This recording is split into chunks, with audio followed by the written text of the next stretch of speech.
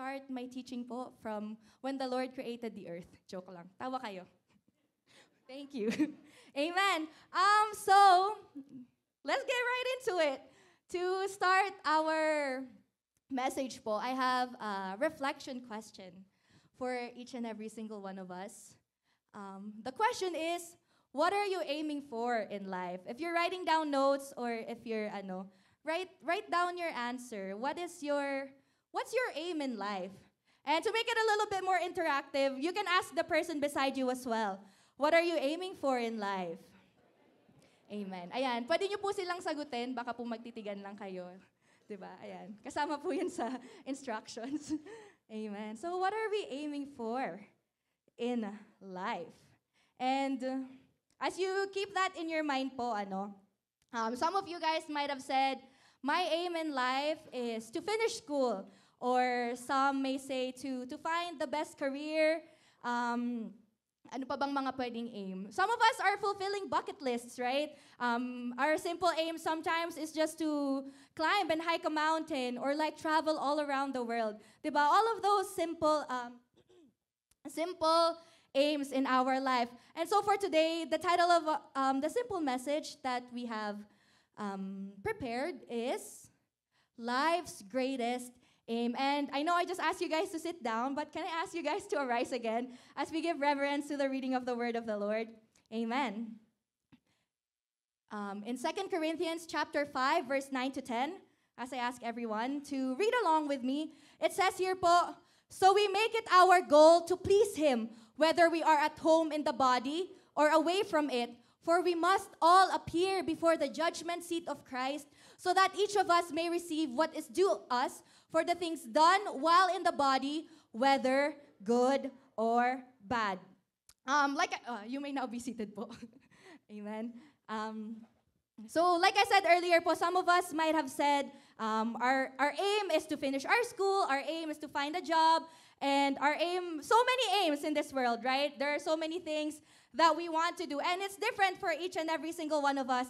But there is a goal, there is an aim for the life of Apostle Paul that he has dedicated his whole entire life to, and that is the aim to please God. Can we say, please God? Amen. And that's not to say po, it's not, what's the word? Sorry. It's not to say po that when we aim to finish our studies, when we have all these aims, hindi naman po masama, no, na to have those aims, sabi nga po ni Lord, that He has come to give us life, and so that we may have it in abundance. Di ba po? So all of those aims, all of those things that we wanted to do, but in all of those aims po ba, are those aims rooted in pleasing the Lord? When we say po na we want to find the right job, are we finding the right job with the aim to please God? When we say that we want to study this course, do we want to study this course with the aim that we want to please God?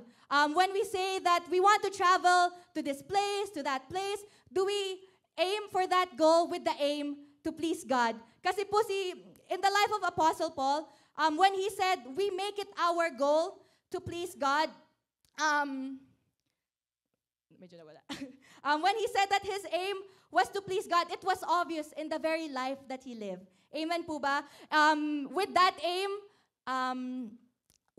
dun po lumabas yung sinabi niya sa Acts chapter 20, verse 24, that he doesn't count his life worth anything to him, but his only aim is to finish the race and to complete the task the Lord Jesus Christ has given unto him. With the aim to please God, dun po nagawa ni Paul to face every persecution in his life, and yet still pursue what the Lord wanted him to do. It's not easy na bibigyan po tayo ng assignment ni Lord, and sabi pa nga po, in the book of Acts, that in every place that Paul will go to, waiting for him is persecution of people. Yet, why? Bakit po nagawa pa rin ni Paul? Because his aim was to please the Lord. Amen? And it's also the same aim na because of the aim of Paul to please the Lord in his life, nagawa po niya yung mga bagay nun. His level of service, his level of love for people was because of his aim to please God. Everything that he did pointed back to one reason, and that is to please the Lord. And I pray po that this very morning, ayun din po yung aim and goal po natin in our life, that there is something in our lives that is worth pursuing, and that is to please our God. Amen? So, when we say something pleasing, what does it mean po ba? Nakakadry po pala ng lalamunan dito.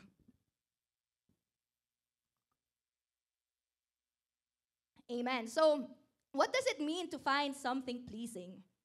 Amen. So the definition of finding something pleasing po, it means to be agreeable, satisfying, and to express approval over something po, di ba? It can be some sort of visual, it can be a sound, or even towards a person's behavior or response, di ba po? And even sometimes it can be towards a smell as well. For example po, for parents usually, right? Sino pong, sabihin niyo po sa akin kung mapiplease po kayo if this was a sight that you found in your house. You came home from a long day at work, and you come home and you see that all of the dishes are not washed. Matutuwa, maiinis, or magagalit. Di ba? It's not a pleasing sight. Di ba po? Or for example, you're washing the dishes. Maybe this is more of a bunso thing. Sometimes you're washing the dishes and you're just right about done, and someone comes with a plate, and alam mo yun, huli na yung ang tawag dito, you're banlaw the last piece of plate already, and then someone comes na may dala pang plato, parang, di ba? And matutuwa, maiinis, or magagalit, di ba? Parang, patapos na ako, ba't dinala mo pa yung plato? Di ba? And even with smell, this one is a very distinct one. Magaling po tayo mag-distinguish ng smell, right? Between something smelling like a flower and between something smelling like a flower and garbage, what would we find pleasing? Of course, something that smells like a flower, right?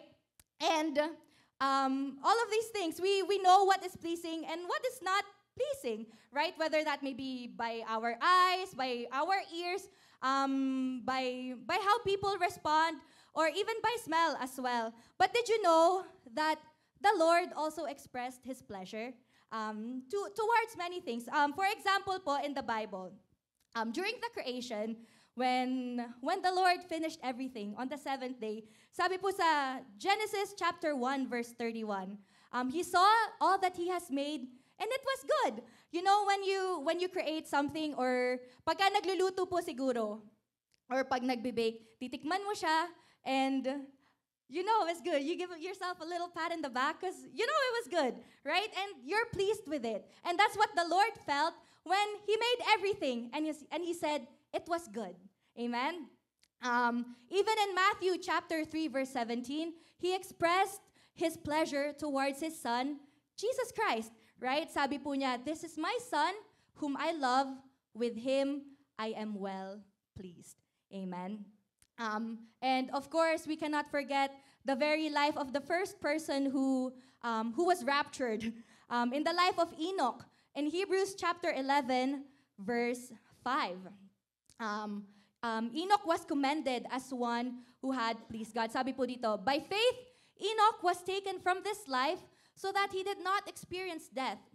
He could not be found because God has taken him away.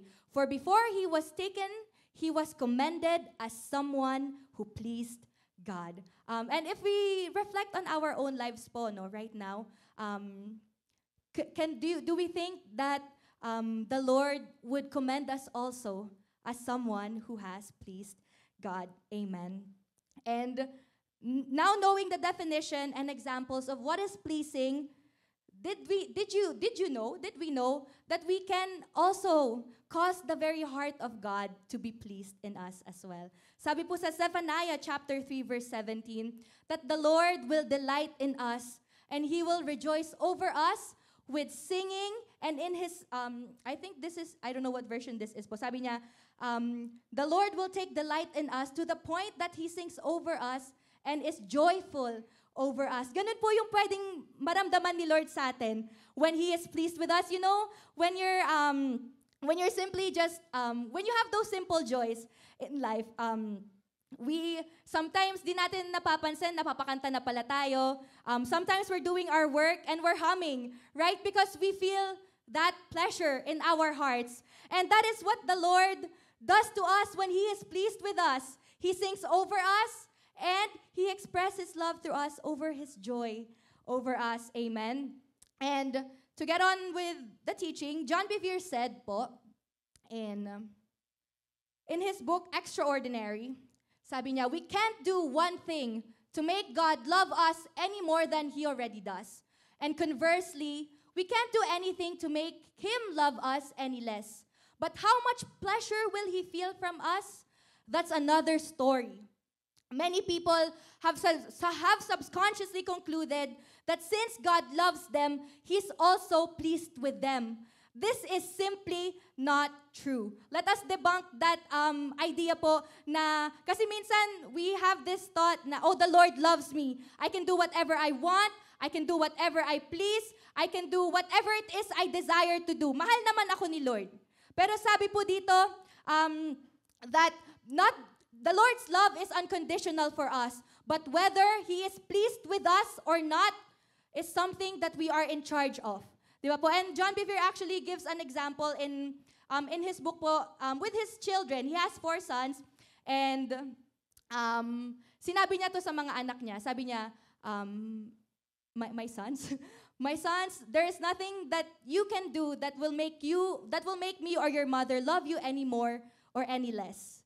But whether we are pleased with you, that is something that is in your control. Kasi for the parents po, no, I believe all of you guys love your children unconditionally. Pero may mga times po na may ginagawa po yung mga anak nyo na parang, kurutin kita dyan eh. Diba? Parang hindi ka na nakakatuwa.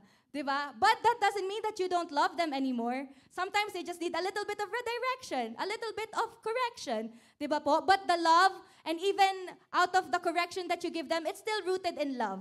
Pero baka hindi lang natuwa. Diba po? And sometimes, that is what happens with us. The Lord loves us so much, unconditionally. Sabi nga po sa salita niya, diba, that neither death nor life, nothing could ever separate us from the love of the Lord. But the question stands, is the Lord pleased with our lives? Amen? Kaya po, that is what we make our goal to be in this life, that we aim to please God. And some initial observations lang po. Amen. So the first observation that we have is that to please God is not our natural main goal in life. Take note po when we asked ourselves earlier, or even when we asked other people kanina, the goals that we gave are for our own achievements, for our own joy, for our own pleasure in life, di ba po? That's why Apostle Paul said, we make it our goal. Why? Because it's not the natural goal that we have in our life. It's not natural for us to want to please God. And all of those desires that we have, I want to do this, I want to do that, experience this and that, for results that only gratify ourselves. Di ba po? So that's the first observation.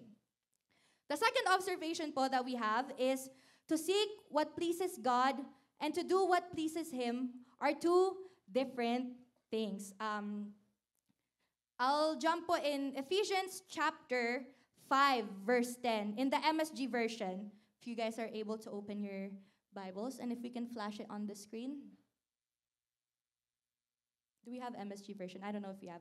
But I'll read it to you guys. Sabi po in Ephesians chapter 5, verse 10, figure out what will please Christ and then do it. So it's 2 different things. We figure out what will please Christ and then we do it. Amen? Imagine nyo po, this is one thing I do a lot after work. Pagka medyo pumatak na ng 10:30 p.m., especially paggabi, I will start asking myself, ano kayang pagkain sa bahay? Ano kayang niluto nila? With the aim, of course, to eat and to make myself full. Right? Imagine nyo po, I felt the desire to eat, gutom ako, pero pagdating ko po sa bahay, hindi naman ako kumain. Diba? Those are 2 very different things. And that is the same thing po when it comes to pleasing Christ. Aiming to please Christ and desiring to please Christ is not the same as doing it. Amen? Those are two different things, two different tasks that we must both do. Hindi po pwedeng we just desire to please Christ, we aim to please Christ, but then we don't do anything about it. Those are two different things that we both must do. The third thing po is the goal is not just to be pleasing, but to be well-pleasing to Christ. Amen? Not just satisfactorily pleasing. Kanina nga po yung mga pumasa sa school, sabi nila, pumasa po ako with flying colors. Di ba po? So how much more po with pleasing Christ?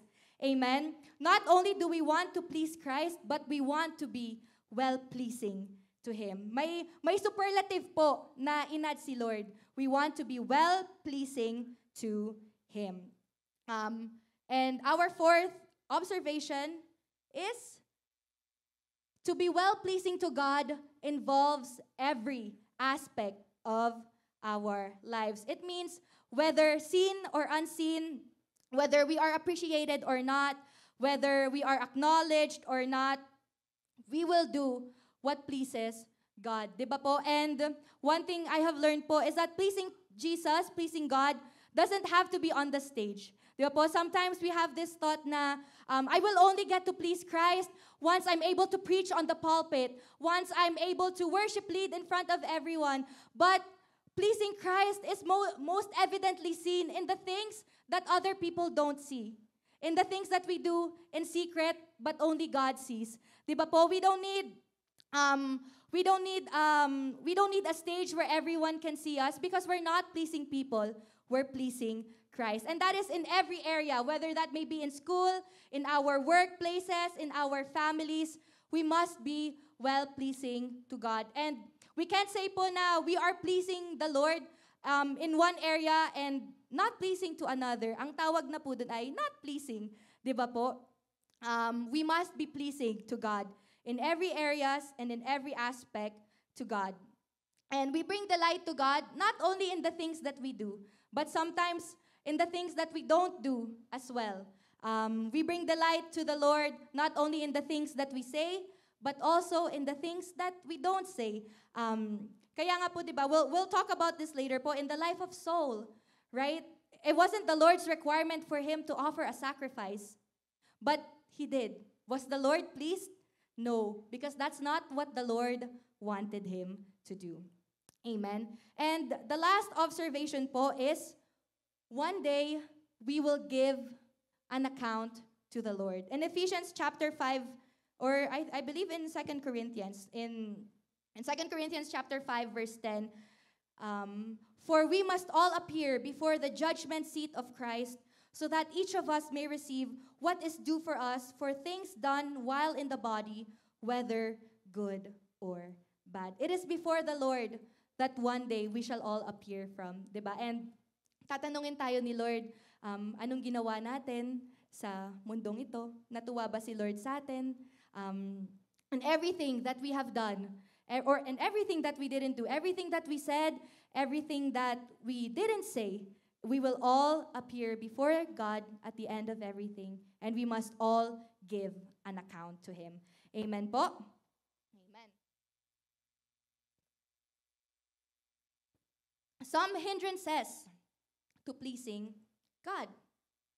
Because if we can please God, then we can most certainly displease Him as well.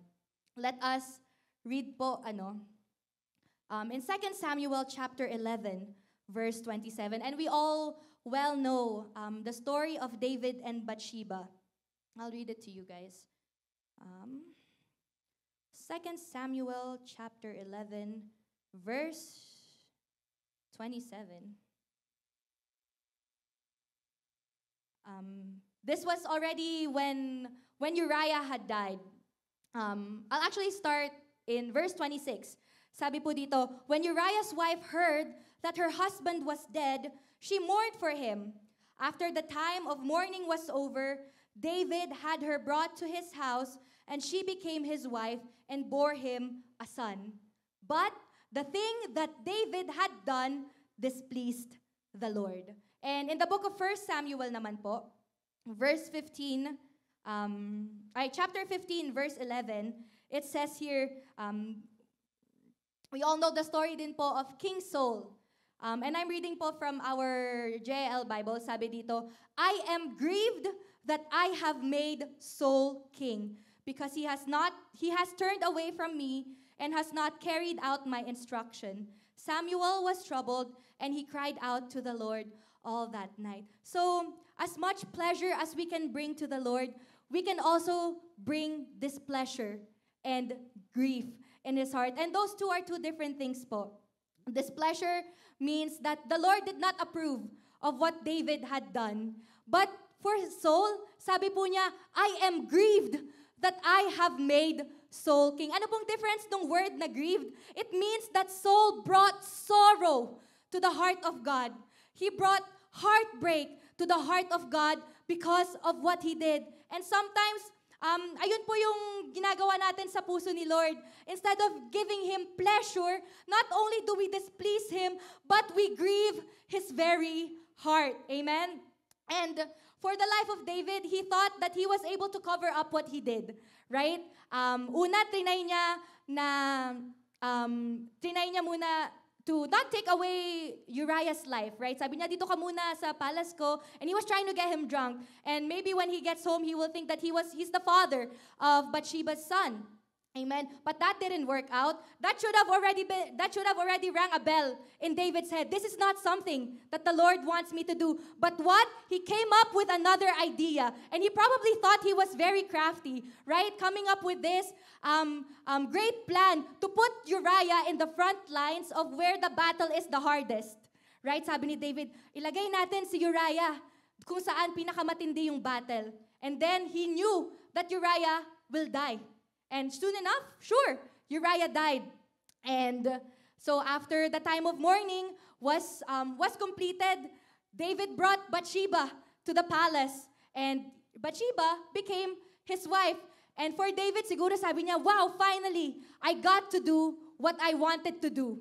Mission accomplished na si David kasi he got what he wanted. Pero anong sabi sa kanya ni Lord? The very thing that you have done have displeased my heart.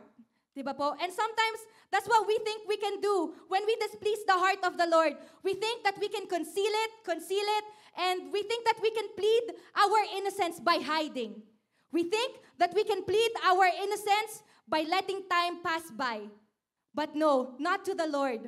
We cannot mock God. Diba po? And just as a pleasing aroma would rise to the Lord, the stench of what David has done arose to the Lord. Diba po?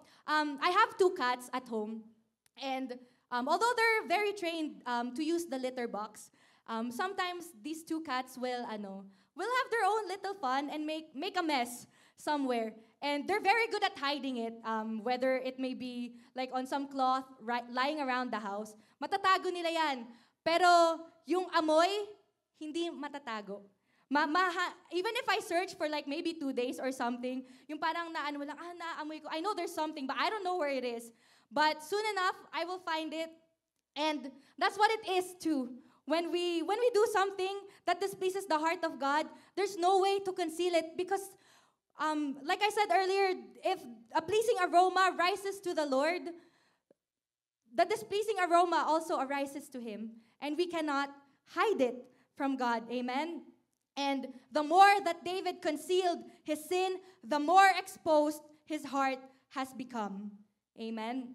And even si Saul po, he tried to conceal what he was doing by saying, "Oh, it's because I'm gonna offer to the Lord this all of these things that I didn't kill, because even though the Lord commanded him, dahil sabi niya, I will offer it to the Lord."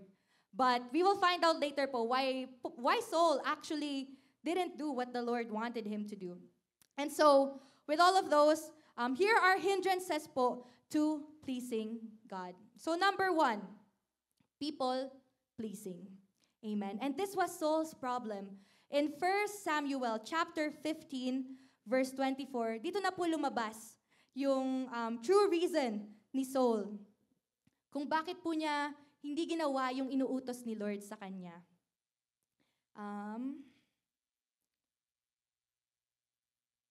Sabi po niya dito, I cared more about pleasing the people. And that is in the MSG version po. And even in the NIV, it says, "Then Saul said to Samuel, I have sinned. I violated the Lord's command and your instructions. I was afraid of the people, and so I gave in to them." Di ba po? Just like David, Saul also tried to cover it up. He said he wanted to offer a sacrifice, but God cannot and will not be mocked. The motives of our hearts are plainly laid out before Him. Kaya po minsan, when the Lord has entrusted us with something and the Lord asked us to do something, it's easy to baliwalain na lang. It's easy to do whatever we wanted to do because our goal wasn't the matters that concerned the heart of God, but it was only the matter that concerned the heart of people, 'di ba? And that's kahit nasabihin natin Saul was approved by people, he was not approved by God. 'Di ba po? And so I ask each and every single one po of us, would we be rather approved by God and disapproved by people, or approved by people but disapproved by God? Di ba po? I pray that all of us would rather be approved by God kahit na tinatawanan na tayo ng ibang tao. Even sometimes other people might question, bakit ganito yung ginagawa niya? But this is what the Lord wanted to do. This is what the Lord have asked of us and entrusted us with. And so we do what pleases the heart of God. The next one po is pride.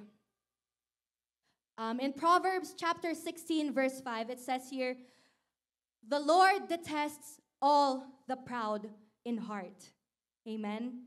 And even in other versions, sabi po, pride is an abomination in the sight of the Lord. And even the Lord abhors all that is pride in their hearts. Diba? And even in other versions, those who are proud in heart is disgusting before the eyes of God. Can you imagine how much the Lord, exalting yourself is disgusting to the Lord, for pride attracts His punishment. This is how much seriously the Lord takes pride. Abomination, abhors, and disgusting. The kindest version po that I can find in the Bible is in the CEV version, where it says, "The Lord doesn't like." Diba po? This is how much the Lord is displeased with pride in our hearts, because this is the very sin that sent Satan to hell. Amen? Sabi po sa Ezekiel chapter 28, verse 15 to 17.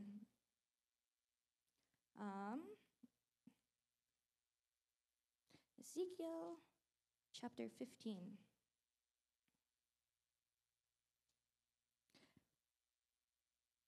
Or sorry, 28. Ezekiel chapter 28.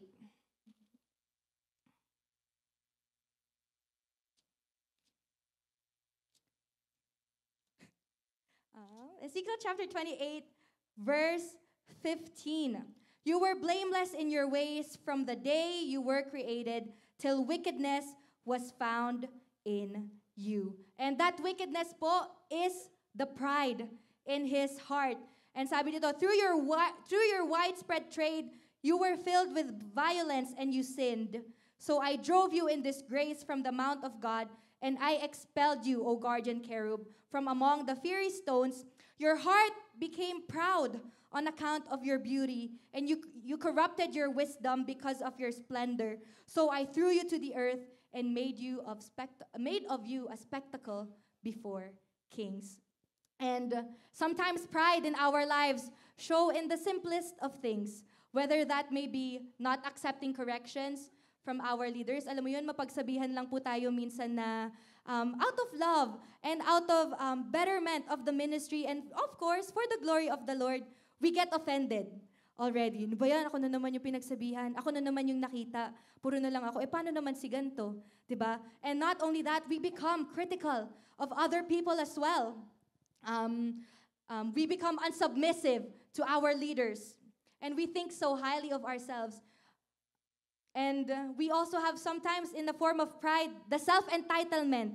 Pagka, minsan sabihin natin, oh, they can't do anything without me. I am an important part of this thing. And pride really is just something that the Lord abhors. Di ba po? The next thing that hinders us from pleasing the heart of God is disobedience. We'll jump back po in 1 Samuel chapter 22. Not 22, sorry po. 1 Samuel chapter 15. 1 Samuel chapter 15. And I'll read it to you guys po from verse 13. And this is the time po that the Lord has given Saul the command to kill all of the Amalekites. All po. Ang sabi dito, when Samuel reached him, Saul said, "The Lord bless you. I have carried out the Lord's instruction." And in verse 14, but Samuel said, "What then is this bleating of sheep in my ears? What is this lowing cattle that I hear?" And ayun yung sabi ni Saul, "I have carried out the Lord's instruction." But Samuel said, "Ano tong naririnig ko? Doesn't sound like you have carried out the Lord's instruction." And then in verse 20, Saul reasoned out, he justified. And this is sometimes a form of pride too, right? When we try to make ourselves right before the eyes of others, when we already know that God is not pleased. Sabi ni Saul dito, "But I did obey the Lord," Saul said. "I went on the mission the Lord assigned me. I completely destroyed the Amalekites and brought back Agag, their king." Verse 21, the soldiers took sheep and cattle from the plunder, the best of what was devoted to God, in order to sacrifice them to the Lord your God at Gilgal. But Samuel replied, "Does the Lord delight in burnt offerings and sacrifices as much as in obeying the voice of the Lord? To obey is better than sacrifice, and to heed is better than the fat of rams." If we think about it, the desire of Saul is a noble desire, right? He wanted to offer a sacrifice to God. He wanted to offer something to the Lord. But sabi po ni Paul, does the Lord delight in burnt offerings more than He delights in obedience? Bakit po hindi natuwa si Lord dun sa offering ni Saul? Because it's not what the Lord required of him. The Lord plainly gave out to Saul an instruction of what he wants Saul to do, and yet Saul followed his own heart. Diba po? And so the next one po after disobedience is the flesh. And this one, sabi po in Galatians chapter 5 verse 19 in the MSG version, "It is obvious what kind of life develops out of trying to get your own way all the time." And in the NIV version po sabi, "The acts of the flesh are obvious." And dito naman po ina-explain dito that the flesh po pala it is obvious what kind of life develops out of trying to get your own way all the time. The flesh is all about self-pleasure, doing whatever it is that we wanted to do, and nothing out of our flesh is pleasing to the Lord. Basahin po natin, Galatians 5:19, "The acts of the flesh are obvious: sexual immorality, impurity, and debauchery, idolatry and witchcraft, hatred, discord, jealousy, fits of rage, selfish ambition, dissensions, factions," next verse po, "and envy, drunkenness, orgies, and the like. I warn you, as I did before, that those who live like this will not inherit the kingdom of God." Kaya nga po, Colossians chapter 3 verse 5 tells us to put to death whatever belongs to our sinful nature. Because if we don't put to death our sinful nature and our flesh, it will put our spiritual lives to death. Amen. And the last one po, and kind of the encompassing reason of a hindrance why we become displeasing to the Lord, or why we are hindered to please God. The last one po is being unsurrendered. Not letting God have His way in our lives. Still having that, I can do this on my own. I will do this on my own. I have the right to my own life. But we don't. Sabi nga po, "The life I live in the body, I live for Christ, who died and who loved me and gave His life for me." This life is no longer our life. This life belongs to the Lord po. Amen? And I ask each and every single one of us po this morning, what areas of our lives still remained unsurrendered before God? Diba? Maybe we're still trying to take control of our career finding. Maybe we're still trying to take control of our future, our own finances, our own agendas in life. But one thing I have learned po is that everything that is unsurrendered to God is not pleasing to Him at all. So we surrender all to the Lord. And so with all of those hindrances po, in pleasing the heart of God, maybe some of you guys are asking now, what do I do then if I know that I have displeased the heart of the Lord? And what do we do when alam mo yun, when it hits us na, oh, I didn't please the Lord? Sabi po sa Psalm 51, because to be completely honest, lahat naman po siguro tayo, di ba, nakaranas na po ng time where we know, and the Lord had convicted us, that we have not pleased the heart of God. Di ba po? Alam niyo po yung feeling na, this is one of the few things that really made my heart feel, alam niyo po yung physically, you can really feel your heart being crushed when the Lord has spoken. Like parang katulad po nung kay David, when when Prophet Nathan told him, "Thou art the man, David." It's hard to explain, but sometimes when we understand what grieves the heart of God and what displeased Him, you can physically feel it in your heart. Diba? Yung parang nakakrush, na hindi mo maintindihan, and you feel it so sadly and so deeply in your heart. And so now you might ask, Ate, what do I do when I have displeased the heart of God? Sabi po sa Psalm 51, and I'll read it to you guys po in the Passion Translation. Actually, I will not. Wala palang wifi yung iPad ko. But the Lord says, this is the time when David is coming before the Lord. Sabi niya, wash, for I know my transgression and my sin is always before you.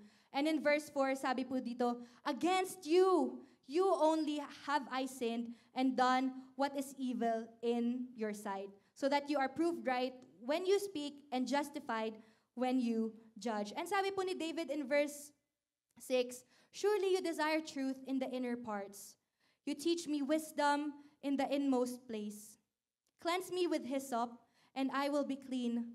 Wash me, and I will be whiter than snow.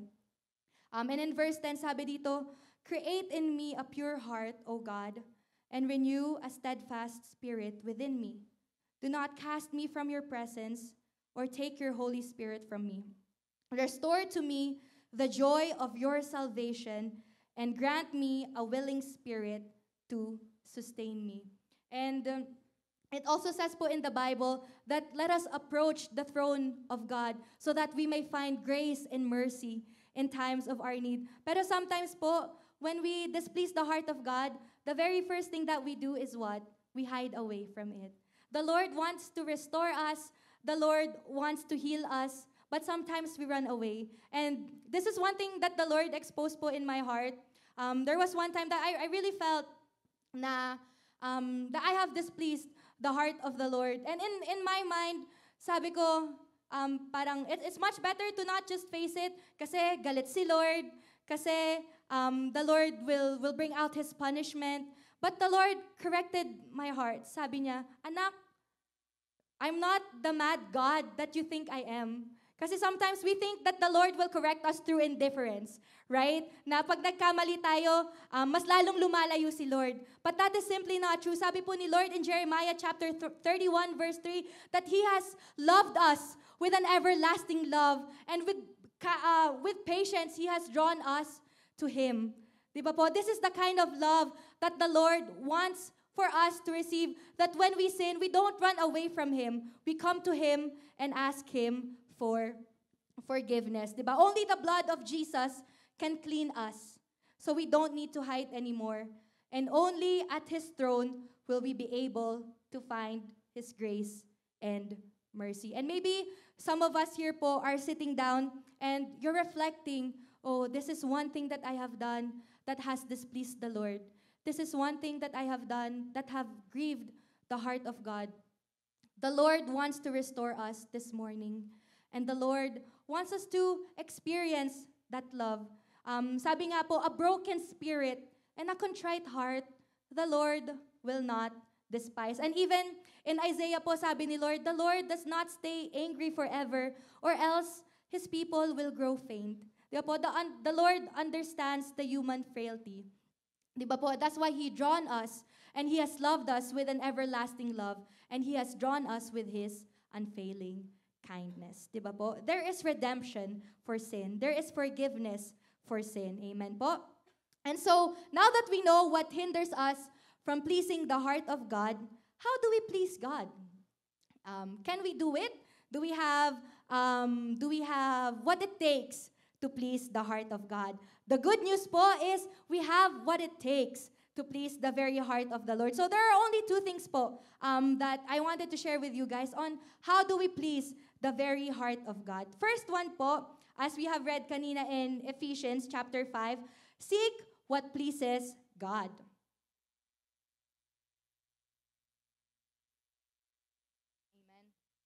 We have a natural apathy for things that don't really matter to us, right? If something doesn't pique our interest, or if something doesn't really matter to us, we won't do anything to learn more about it. We won't do anything to seek more about it. And so if we don't, if we're not interested, and if pleasing God doesn't really matter to us, we will not seek what pleases Him. And when I say po na seek what pleases God, this is not a trial and error kind of thing na you're already in a situation and dun mo palang tatanungin si Lord na, Lord, is this pleasing to you? Is this honoring to you? When I say seek what pleases God, is not ano po, or when the Bible tells us seek what pleases God, it's not for us to experiment. And then, pagka nandun na tayo sa situation na yon, sabihin natin, oh, hindi pala ito nakakatuwa kay Lord. And then we will jump back out from it. Hindi po ganon ang seeking what is pleasing to God. Seeking what is pleasing to God is before we take a step, before we do anything, we have already asked the Lord, Lord, is this something that will please your heart? Diba po? It's our first step in doing anything. We ask the Lord, Lord, is this your will? Is this what you want? And then if the Lord says yes, we proceed. But if the Lord says no, we don't proceed. That's what it means to seek what pleases the heart of God. Amen? And so how do we seek what pleases God? Spend time with God. Amen? In 2 Peter chapter 1, verse 3, in the Message translation, sabi po dito, everything that goes into a life pleasing God has been miraculously given to us by getting to know personally and intimately the one who invited us to God. So, how do we have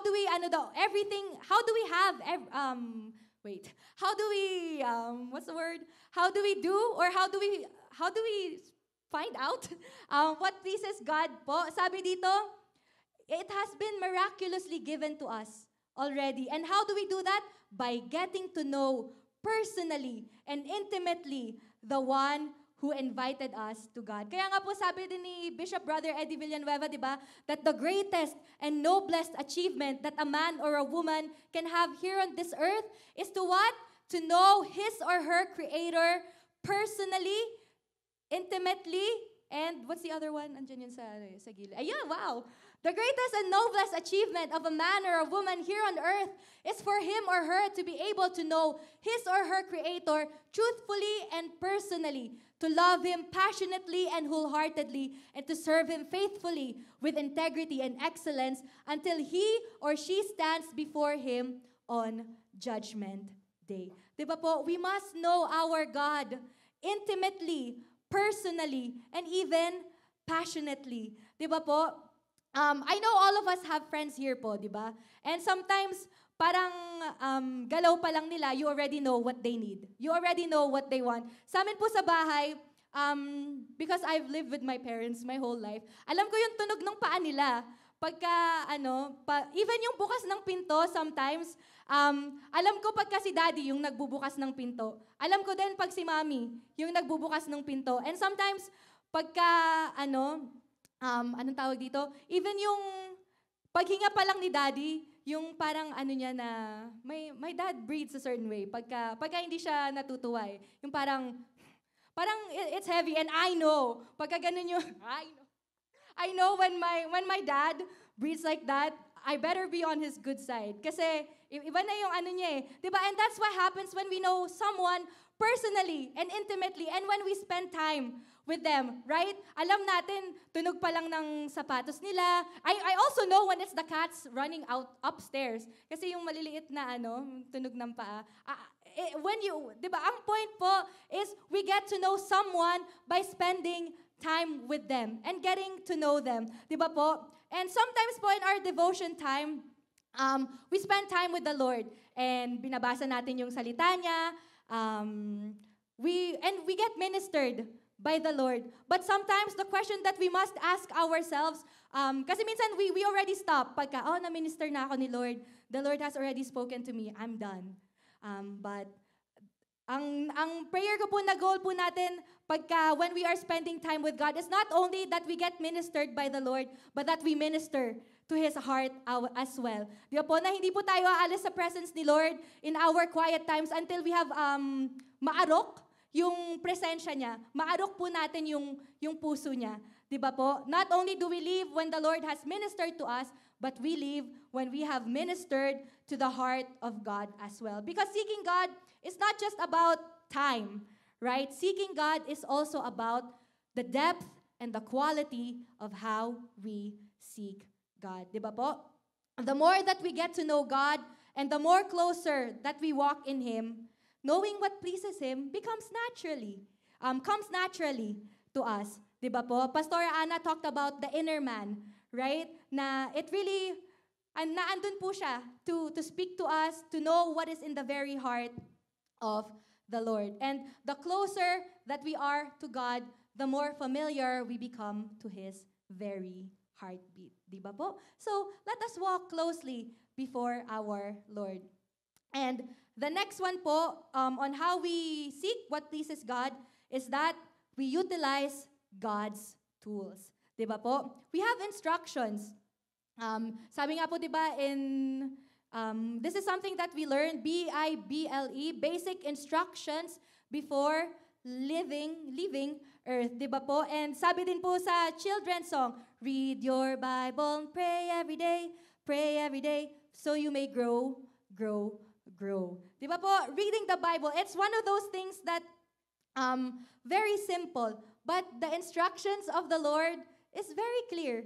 And the Lord makes very plain His heart to us through His words. Sabi nga po sa Psalm 119 verse 105, that I have hidden your words in my heart so that I may not sin against you. Even in verse 9, sabi po doon, how can a young man stay pure? By obeying the word of the Lord. And in verse 112 po, sabi dito, my heart is set on keeping your decrees to the very end. Diba po? Everything that we need is already laid out before us, but we must utilize it to our full capacity. And so we cannot make that excuse po na, I didn't know what will please God. I didn't know. But the Bible is right here. And sometimes all we need to do is open the Word of God. Diba po? And read the Word of God. It has all the instructions for His heart is here. Diba po?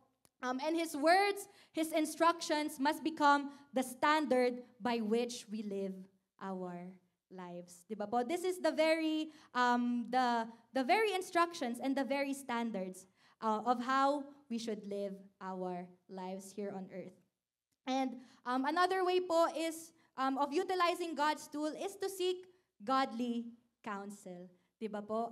We have our pastors, we have our leaders who are able to guide us and to lead us. Pero ang problema po kasi sa atin, sometimes tinataguan po natin yung mga pastors and leaders po natin, di ba? But our pastors and our leaders are loving and compassionate to correct us, to guide us. So, let us involve them in our lives po, di ba? Let us give them that entrance in our lives, not only to correct us, but even sometimes when we need encouragement, when we need godly advice, they're there for us. Di ba po? Kaysa naman po, we approach other people who are only there to gossip, who are only there to slander, who are only there to tell other people about our problems. Di ba po? We have godly counsels, di ba po? So let us approach them. Amen? And last one po, in seeking what is pleasing to God, is walk by the Spirit. Sabi po sa Galatians chapter 5, verse 25, keep in step with the Spirit. And why is the Holy Spirit, sabi po doon, since we live by the Spirit, let us keep in step with the Spirit. That means po in every step that we take, we are walking alongside the Holy Spirit in our lives. Bakit po importante the power of the Spirit in our lives? Kasi po sabi, I believe in Romans chapter 8 yata, sabi po doon na if we live by the Spirit, we will not gratify the desires of the flesh. And ayun po yung one of the hindrances to pleasing the heart of God, 'di ba? And so if we walk by the Spirit, we will not gratify the desires of the flesh. Amen. So that is seeking what pleases God po. Now that we have sought what pleases the heart of God, the next thing that we must do is to do what pleases God. And like I said earlier po, seeking what pleases God and doing what pleases God are two different things. Two different things that we both must do.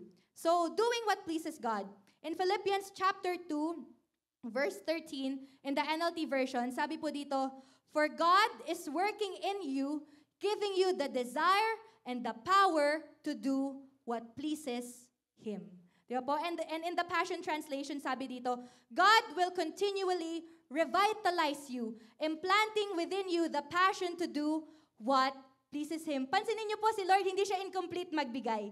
Sabi niya, I will give you the desire to do it, but not only the desire, I will also give you the power to do what pleases me. So hindi po natin pwede sabihin, we can't make it an excuse, oh, I can't do what is pleasing to God. We can't make it an excuse that I don't have a way to do what pleases God when the Lord Himself is the one that says, I give you not only the desire, but the power to do what pleases me. Paul said to make it our life goal, our life's passion, and the main thing in our life. So we must make changes in our priorities in life. Diba po? And sometimes, this is what I learned po from Pastor Ana, sometimes the problem is not within seeking God. Because like I said earlier, we already have everything that we need. All the tools, the Bible, andito tayo Friday, Saturday, Sunday, we do our own devotions, we have our life group, and importantly, we also have the conviction of the Holy Spirit, right? We have all of those things, and sometimes the problem no longer lies within seeking God, but with obedience. Diba po? The problem now lies with doing what pleases God. Diba po? And so, we must do it. Diba? Simple action word. But we must do what pleases God. And how do we do this po? What do we have in our life that empowers us to do what pleases God? The word grace. Diba po? And when we say grace, we think about the saving grace of the Lord. And this sometimes becomes for us a license to keep on sinning. Some people will say po, well, gracious naman si Lord eh, so I'll just keep on sinning, I'll keep on doing what I want, and we'll ask for forgiveness after. Diba? Parang ayun po yung iniisip natin minsan, okay na yan, papatawarin naman ako ni Lord mamaya. Pero grace is not a license to keep on sinning. Sabi nga po ni Apostle Paul, because grace abounds, does that mean that I shall keep on sinning? Sabi niya, by any means, no. Because the grace of God is not a license for us to keep sinning. And grace the effectiveness of God's grace is not just powerful to save us from our sins, as it said po in Ephesians chapter 2, but the effectiveness of God's grace in our life also has the power to transform us, to deliver us, and to enable us to do what is pleasing before the eyes of God. So we can't use grace po as an excuse to keep on sinning, because grace also empowers us to do what is pleasing before the eyes of God. Grace is not just God's favor, but it is also His empowerment that we may give Him a pleasing service. That's what it says po in Hebrews chapter 12, verse 8, in the Amplified Version. And going back po in that verse in Philippians chapter 2, sabi doon, for God is working in you. Who is at work in us daw po? Can we say it louder? Who is at work in us? God. So when we say that we cannot do what pleases God, or that we do not have the power to do what pleases God, are we saying that God's power at work in us is falling short? Diba po? And we know that God's power never falls short. Diba po? And so when we say that we cannot do or do not have what it takes to please God, then we simply need to tap in the power available to us so that we may be able to bring pleasure to the very heart of God. Diba po? And to be truly and completely honest, diba, sometimes it's really hard to do what pleases God. Diba po? It's not always like, oh, I know this is what pleases the Lord. I will do it. Sometimes, especially when it's something that we have invested in, let's say it's a business that we've grown for 14 years of our lives. We really have invested in it. We gave our time, our effort, our everything to build that business. Or let's say it's really a dream that you wanted to pursue. It's been your dream since you were a child to become a doctor. But the Lord simply tells you, it's not what I will for you. Diba? Or sometimes when the line between doing what pleases God and doing our own thing becomes really thin, even pagka it's someone that we hold dear in our hearts, diba? Parang we would rather just do whatever we wanted to do. Pero, as I said earlier, we have the power to do what pleases God. And some of you guys may even ask, Ate, there's so many things the Lord wants us to do, doesn't want us to do. Ang KJ naman ni Lord. But no, because the Lord understands that His best blessings are best enjoyed within the parameters of what pleases Him. Diba po? Ang dami pong blessings na gustong i-outpour ni Lord sa buhay natin. But He understands and He knows na all of those blessings, all of those things that will bring the light in our hearts are best experienced when we are in the parameters of what pleases Him. Diba po? And even when we do what is pleasing to God in our ministry, diba po, our calling is protected. Our fruitfulness is multiplied. And most importantly, God is most glorified in our lives. So, napansin niyo po yun na we bring pleasure to the heart of God, but the Lord still brings back to us rewards. Diba po? Because pleasing God is the most satisfying thing in our lives that we could ever do, because it corresponds to the very reason why we live here in this earth. And in conclusion po, to please God is the highest and greatest aim of our life. We are most satisfied when God is most pleased in us, because it responds and aligns to the very purpose why we live. Diba po? And in the Bible, in Leviticus chapter 6, verse 12, sabi po doon,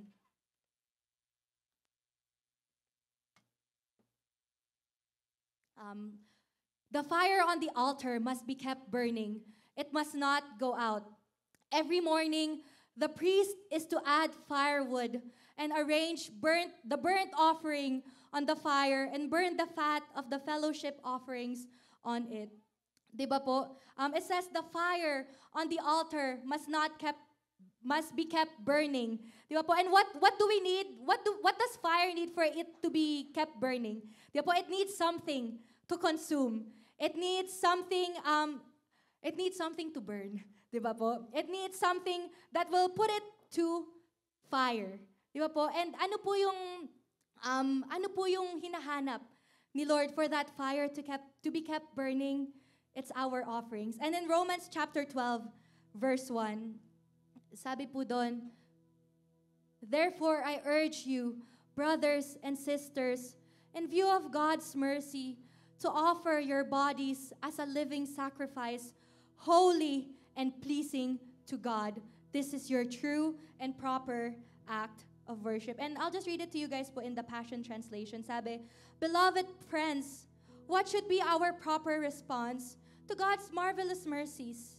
To surrender yourselves to God, to be His sacred, living sacrifices, and live in holiness, experiencing all that delights His heart. For this becomes your genuine expression of worship.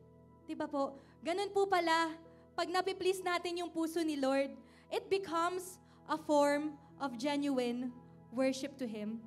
And I believe this very morning po, God is desiring an offering from His people. And not just any kind of offering. The Lord is desiring from us a pleasing offering. One that would arise to His throne as a pleasing aroma. Diba po?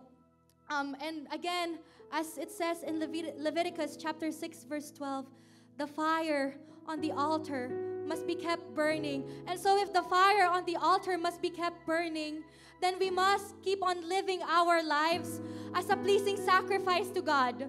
Amen po ba?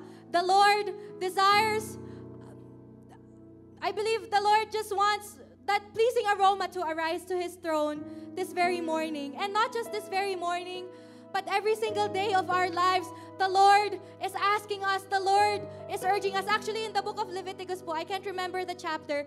Sabi po doon, one of the tasks of the priest is that every morning they would bring the firewood and the offering so that the altar and the fire must be kept burning. And that is what we ought to do with our lives po. In the way that we are living, in the way that we have our lives, can we say, just like the Lord had commended Enoch as someone who had pleased Him, do we think that the aroma of our lives is also pleasing to God? And naalala ko lang po yung isang kanta na, tawag dito, Who Else? Kasi kinanta natin nung worship night. Sabi po doon, I am an instrument of exaltation. Diba po? Can we, the first time I heard that song, tumimo siya sa puso ko eh. I am an instrument of exaltation. If my life were to be a song, if my life were to be a song that is to be sung to God, would it be a song that brings exaltation to Him? If my life were to be a book, would it tell all of the goodness? Would it tell of how much the Lord has done for my life? Would it be a story of me pleasing God and bringing exaltation to His name? Diba po? And I pray that this morning, above all the desires that we have, above the desire to maybe get a new car, to the desire to finish our schools. And like I said earlier, all of these desires po are not bad. And all of these goals are not bad because the Lord wants us to have life and have it in abundance. But all of those desires and all of those aims, are they aimed to pleasing the heart of God? And I believe as we all arise in this place po, the Lord is desiring for us to bring Him a sacrifice that is pleasing unto Him and unto Him alone. And as you just proclaim to the Lord, Lord, above all the desires I have, above all the things that I want in this life, I simply just want to bring joy to your heart. I just want to put a smile on your face. And so, oh God, this very morning, as we sing our praises unto you, and as you look upon your people, may we bring the light to your heart, and may our worship come up to your throne as a pleasing aroma. Minamahal kita, O Diyos aking Ama.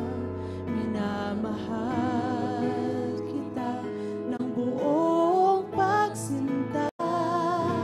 Sinasamba kita, tunay walang iba. Sinasamba kita, wagas na pagsamba.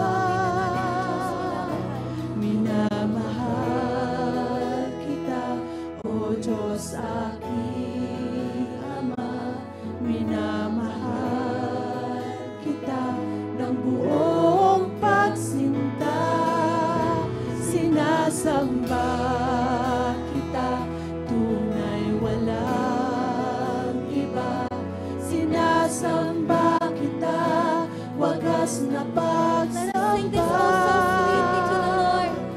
Minamahal kita, O Diyos aking Ama. Minamahal Ng buong kita pagsinta. ng buong pagsinta. Sinasamba kita, tunay walang iba. Sinasamba kita, wagas na pagsamba. Ito po ba ang nais natin?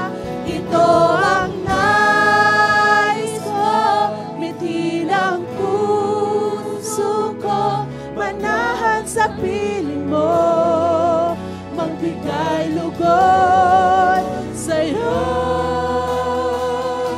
Ito ang dalangin ko, inaasam ng puso ko. Ika'y mamasdan, mahalin, at sambahin, Panginoon. Ito ang nais ko, mitin ang puso ko, manahan sa piling mo, magbigay lugod sa'yo. Ito ang dalangin ko, inaasam ng puso ko. Ika'y mamasdan, mahalin, at sambahin, Panginoon. Ito ang nais ko, hindi ng puso ko, manahan sa piling mo. Magbigay lugod! Magbigay lugod sa'yo. Ito ang dalangin ko, inaasam ng puso ko. Ika'y mamasdan, mahalin, at sambahin. Just the people of God sing. Ito ang nais ko, mithin ang puso ko, manahan sa piling mo, magbigay lugod sa'yo. Ito ang dalangin ko, inaasam ng puso ko. Ika'y mamasdan, mahalin, at sambahin, Panginoon. Before we continue worshiping the Lord, I know that all of us already have that desire to please the Lord. And so this very morning, I wanted to challenge each and every single one of us. I know for most of the time, when we ask for people to come to the altar. It's for it to be a prayer of blessing, a prayer of breakthrough. But this very morning po, I wanted to challenge all of those who desire and who wants to say to the Lord this very morning that my aim, starting from this day forward, is to please the very heart of God. And you wanted to make that covenant that, Lord, with every breath of my life, I want to please you. I invite you to come forward and allow the Lord to see your very heart in this place. And even if maybe you have felt like you have displeased the heart of the Lord and you wanted to make a turn and you're saying to the Lord, Lord, I have displeased your heart, but God, today I wanted to turn my life around and to do whatever it is that is pleasing to you. Or maybe you already know in your heart that you do what is pleasing to God and you want to keep doing it more and more. I invite you to come forward and allow the Lord to see the very heart that you have for Him. If it's your cry, Lord, I want to please you. I want to honor you. For this is the very purpose of my life. This is the very reason why I live, why I breathe, why I have my being. Because I live for my God. Your arms around me, just to know your grace has found me, just to hear your voice around me, calling my name, just to stand beside you, knowing promise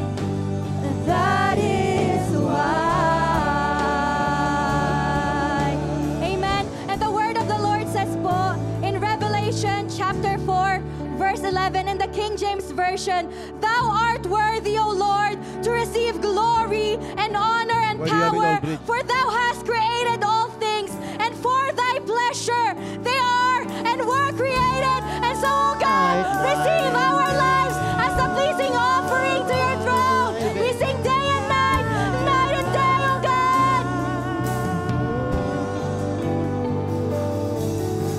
And day and night, night and day, let incense arise.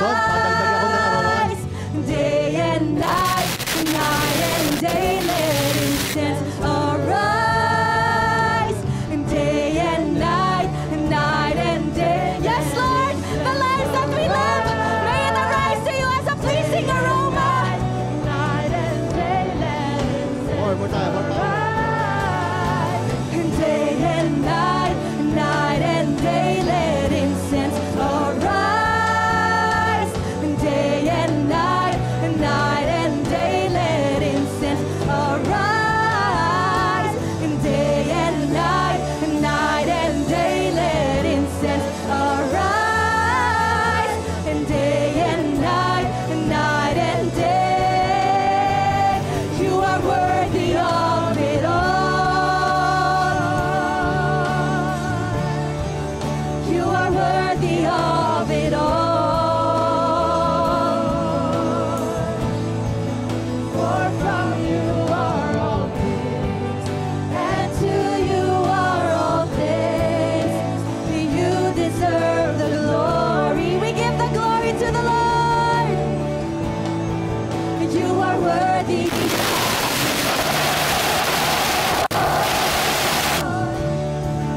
You are worthy of it all. For from You are all things, and to this is our last time, po. Let us give God the glory. Let's go. Deserve the glory. You are worthy of it all. You are worthy of it all. For from You are all things, and to You are all things. For from You are all things, and to You are all things.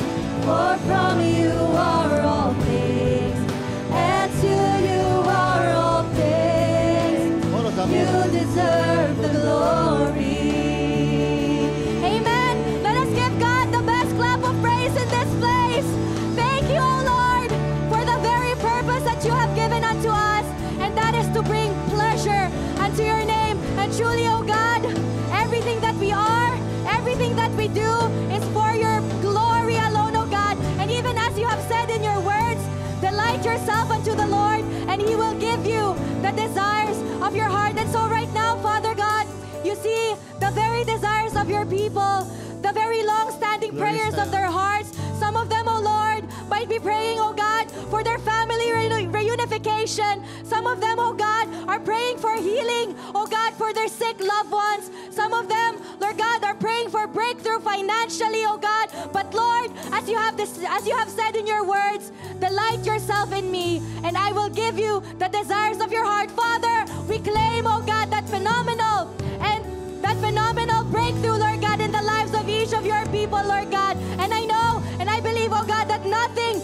is too difficult for You. So this year, oh God, even this week, this month, oh Lord, we receive the answers to our prayers in the powerful and mighty name of Jesus.